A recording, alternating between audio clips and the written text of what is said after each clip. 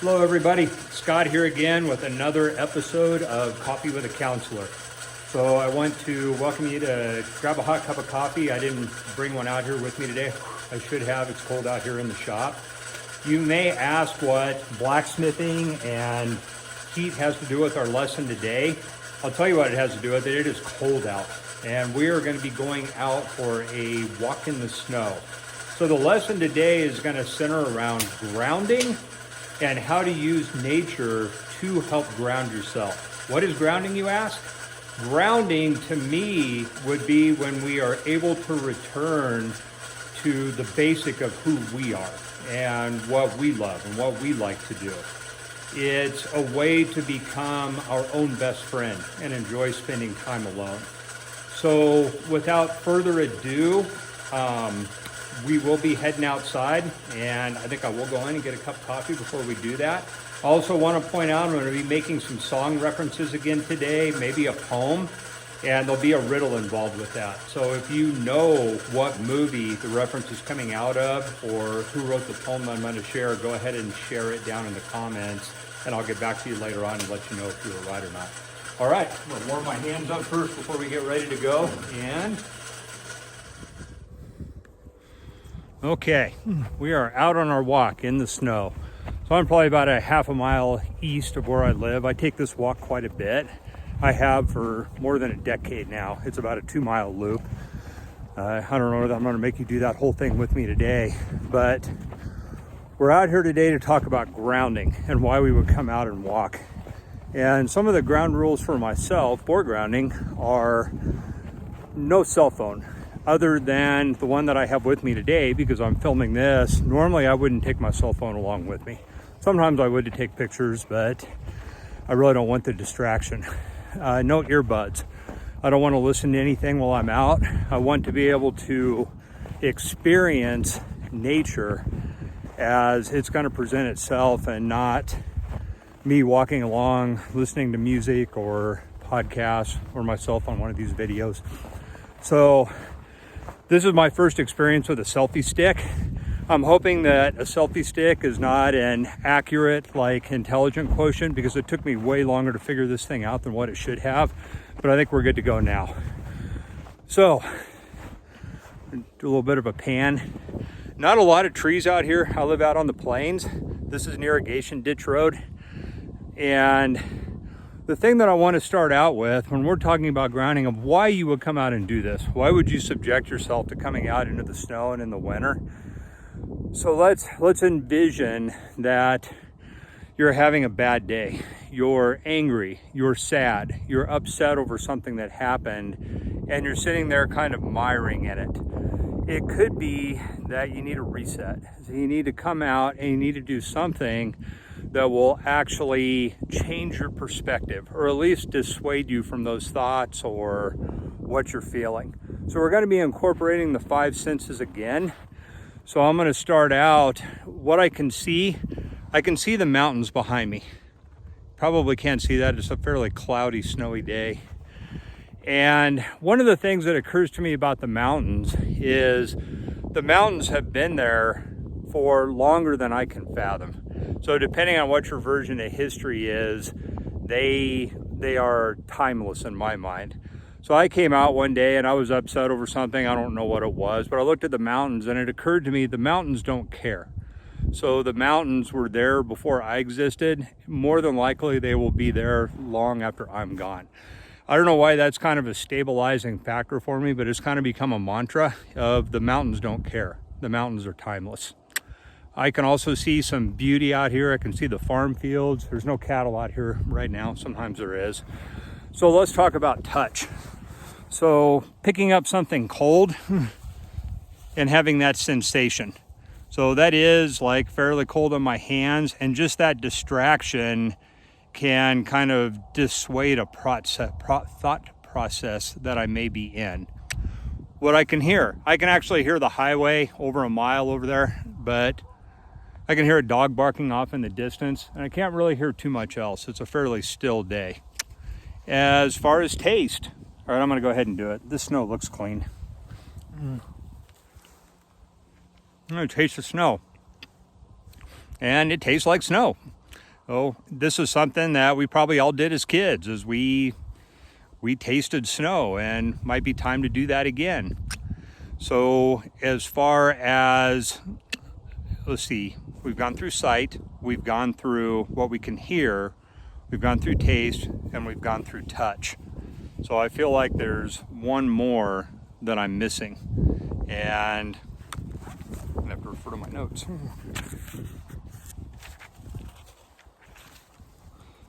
I have a feeling there's gonna be some editing coming up in this.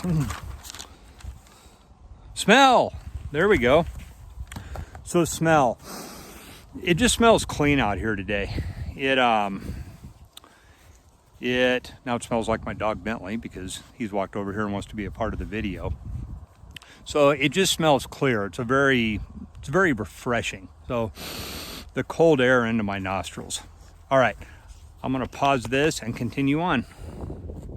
Now the breeze has picked up, so now it's colder. So my first reference poem of the day is gonna be, here it goes. The way a crow shook down on me, the dust of snow from a hemlock tree, has given my heart a change of mood and saved some part of a day I had rued. So I think written over 100 years ago, and I read this poem one day, I think as a much younger man, and it occurred to me, I guess I wanted to translate that a little bit to myself, that guy's walking along, or a person, and is upset over something, having a bad day. I would imagine it's a snowy day and he walks underneath a tree limb and a crow goes to shake the snow off of his wing and it falls on him. And I can envision this guy stopping and pausing and looking up and hopefully laughing at himself a little bit, that he's taking himself so seriously and this crow just dumped snow on him, and that's funny.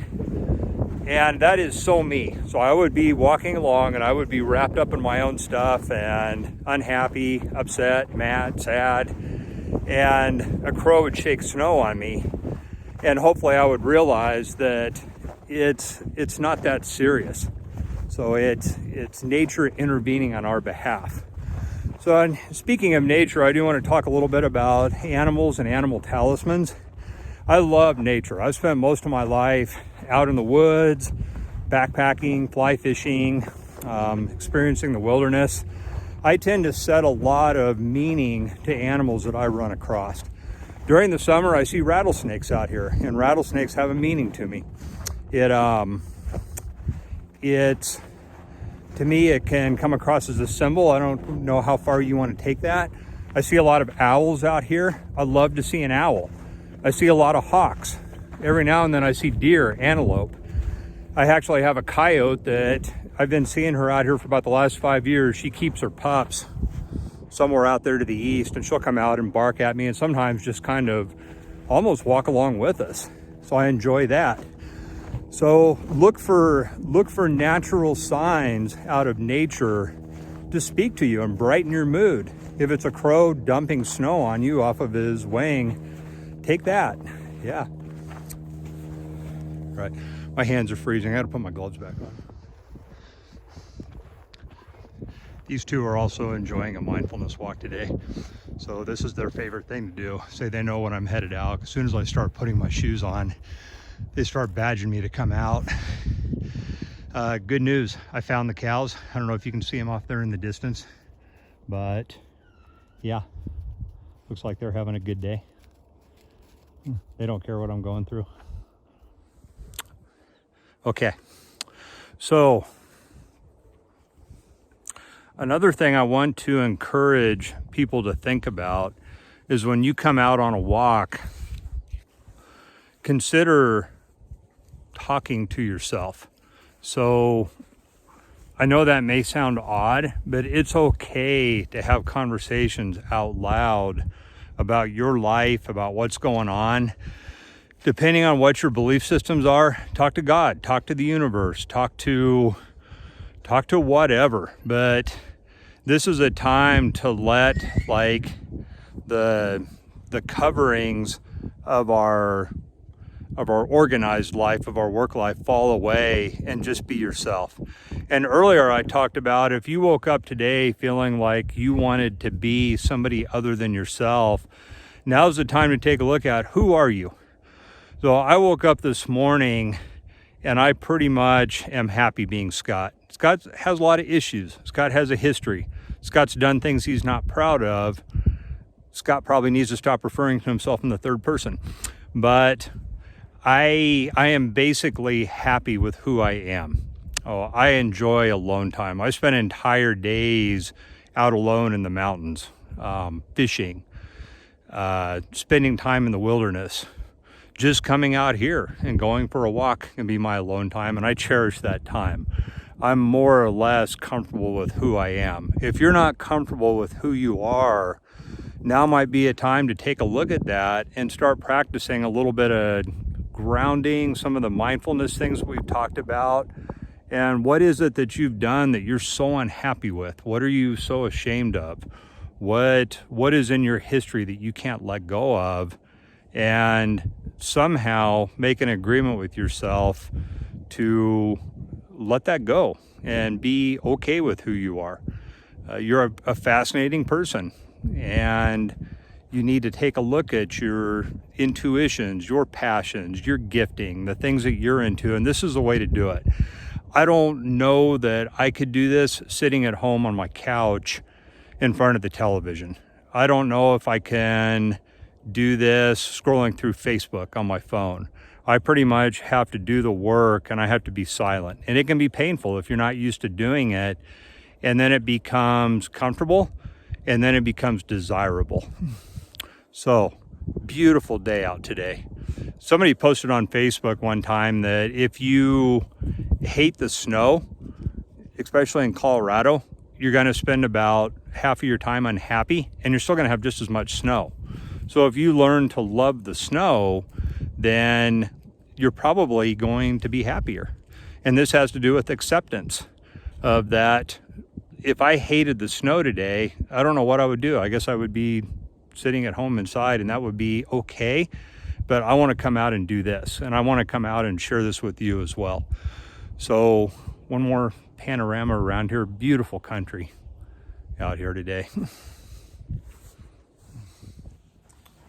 Okay, back in the shop and time to get warmed up.